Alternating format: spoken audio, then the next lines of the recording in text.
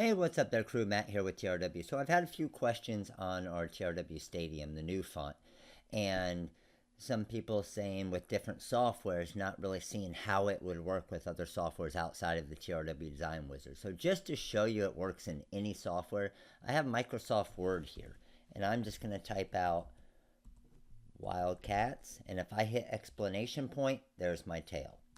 If I hit the @ sign, there's my tail.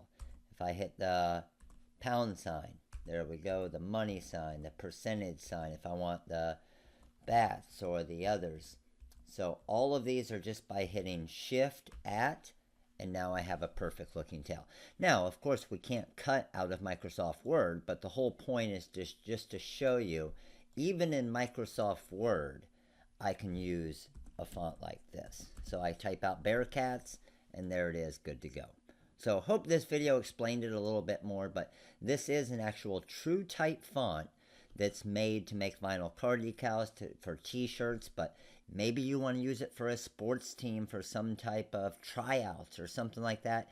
It's a font that can be used in so many different ways. So hope you enjoyed. The link to the fonts right below this video if you haven't seen it on the website on the rhinestoneworld.com. We do have a bunch of other fonts as well.